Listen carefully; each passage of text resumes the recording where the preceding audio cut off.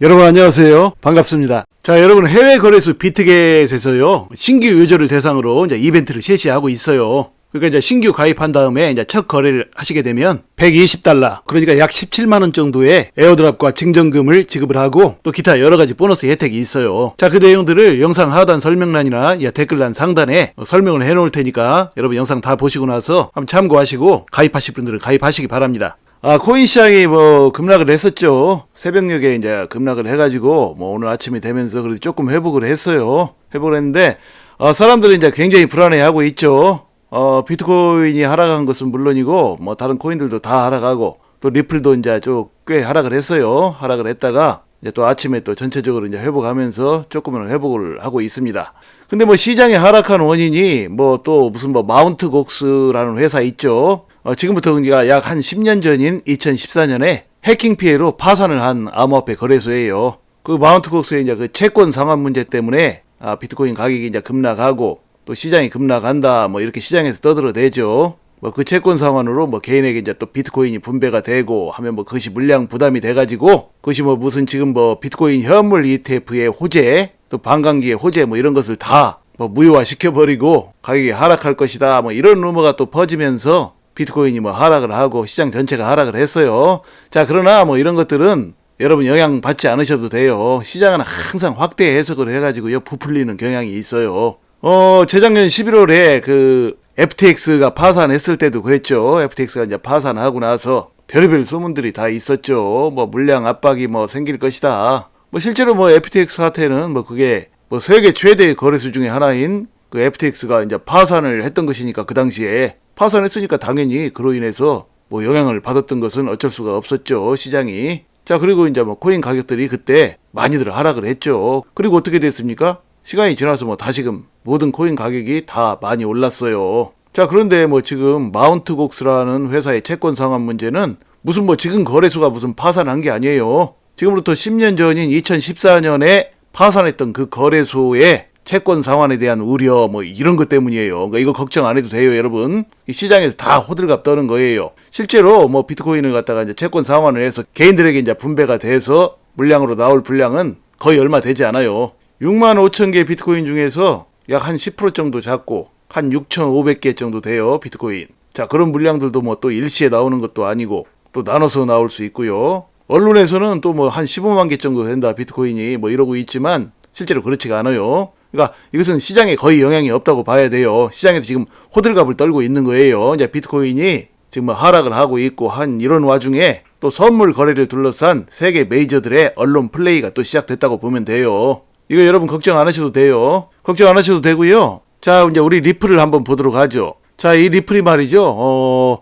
다음 달, 그러니까 7월에 강세를 보일까 이런 제목으로 소식이 있어요. 7월 얼마 안 남았죠. 오늘이 25일이니까 한 닷새밖에 안 남았어요. 자, 그런데 내용을 보시면 말이죠. 지난 4년간 이 7월 달은 리플 XRP가 강세를 보여왔대요. 그러니까 2020년 이후에 7월 달에 최소 투자 수익률은 6.91%다. 그리고 최대치는 무려 48.1%였다. 이런 내용이에요. 자, 그 밑에 보시면 하지만 2020년 이전 그 5년 동안의 7월 달은 부진했대요. 근데 부진했는데 어떻게 되냐면 평균 투자 수익률은 5.56%에 그쳤고 중간값은 거의 중립적인 0.07%였다. 부진했다고 하지만 그래도 최소한 올랐죠. 자, 그래서 맨 마지막 줄 보시면 따라서 역사적 데이터를 고려할 때 리플 XRP는 적어도 7월 달에는 가격이 하락하지 않거나 상승할 가능성이 있다 그랬어요. 상당히 논리적인 얘기죠. 자, 그래서 암호화폐 전문 매체 유투데이라는 유명한 암호화폐 전문 매체 있죠. 거기서는 이번 달, 그러니까 2024년 지금 이번 달이요. 6월 달에는 리플 XRP가 이제 8.5% 이상의 가격 하락을 기록했지만, 그러니까 많이 떨어졌죠. 이번 6월 달에. 앞서 말씀드린 이러한 역사적 데이터를 바탕으로 해서 생각을 해보면 7월에 대한 기대는 상대적으로 긍정적이다 그랬어요. 그래서 이것은 상당히 신뢰할 수 있는 지표가 된다라고 말했다고 그래요. 제가 봐도 일리가 있다고 봐요. 우리는 어떤 데이터를 또 놓고 생각을 해볼 필요가 있죠. 과거의 데이터를 놓고요. 물론 이런 것들이 분명히 확실하게 맞아 떨어질지 어쩔지는 우리가 알 수가 없겠죠. 항상 꼭 과거에 있었던 데이터 그대로만 가는 것은 아니니까요. 그러나 이런 것들은 이제 어느 정도 신뢰해 볼 수 있을 만한 지표예요. 더구나 이번 7월달은 또 다른 7월달과는 또 틀리죠.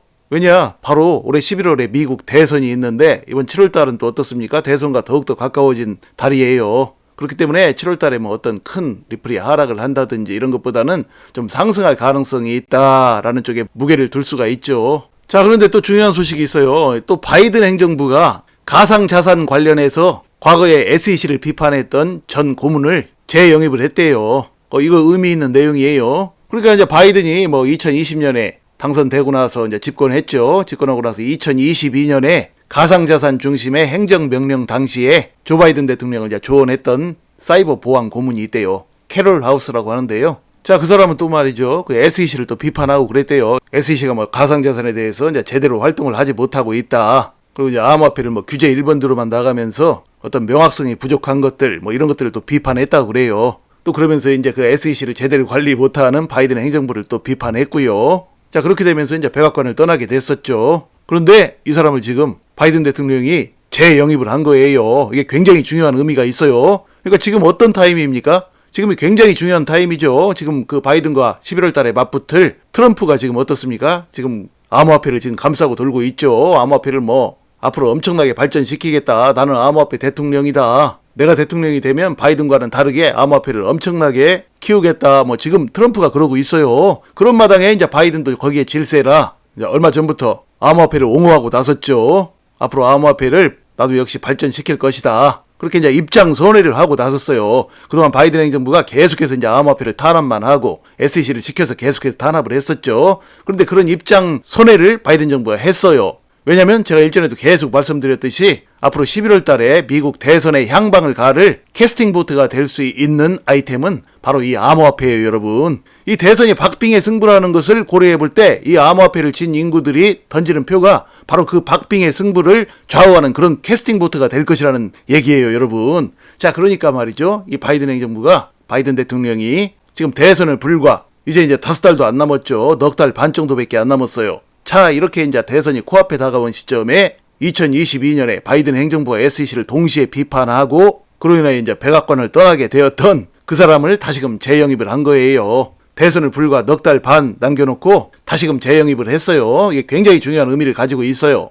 그러니까 이제 바이든 행정부가 앞으로 이제 보다 적극적으로 암호화폐 투자자들에 대한 환심을 사기 위한 그런 포석이라고 볼 수가 있죠. 자, 이렇게 이제 새로 영입된 이 사람은 바이든 정부에서 이 가상자산을 비판하는 다른 인물들과 비교를 해볼 때, 그러니까 게리 겐슬러라든지 또 다른 그 암호화폐에 대해서 이제 비판적인 인물들과 이제 비교를 했을 때 상대적으로 이 암호화폐에 대해서 긍정적인 입장을 가진 인물이에요. 그러니까 뭐 암호화폐 투자하는 사람들에게는 상당히 도움이 되는 인물이라고 볼 수가 있죠. 자, 그 다음을 보시면요. 또 뭐 번스타인, 미 트럼프 재집권 시 암호화폐가 폭등한다 이런 제목으로 소식이 있어요. 뭐 그것은 뭐 번스타인 뿐만이 아니라 우리가 모두가 짐작해 볼 수 있는 부분이죠. 방금 전에 말씀드렸듯이 트럼프는 지금 암호화폐를 엄청나게 지금 지지하는 발언을 하고 있고 또 실제로 그렇게 하겠다고 확실하게 공약을 하고 있고 뭐 그러고 있으니까요. 자, 아무튼 즐거운 소식이에요. 자, 그래서 말이죠, 여러분. 지금 뭐 리플 XRP의 가격이 시장의 하락과 맞물려 가지고 이제 함께 하락했지만 자, 오늘 강의에서 말씀드린 여러 가지 정황들을 이렇게 고려해 볼 때 지금 리플과 SEC 간의 소송도 조만간 아주 좋은 쪽으로 결론이 날 가능성이 상당히 높다는 것이 저의 관점이고요. 앞으로 리플 XRP에 투자하시는 분들에게는 투자자들의 인생을 바꿀 만한 멋진 소식들이 연달아서 들려올 가능성이 상당히 높다는 것이 저의 관점이에요. 자, 그러니까 참고하세요. 부디 이제 여러분께서 이제 앞으로도 차분하고 지혜로운 투자로 앞으로도 여러분의 인생을 바꿀 만한 멋진 수익들을 내시기를 간절히 소망합니다. 자, 이야기를 마칩니다. 여러분 시청해 주셔서 감사드리고요. 항상 건강하시고 행복하세요. 감사합니다.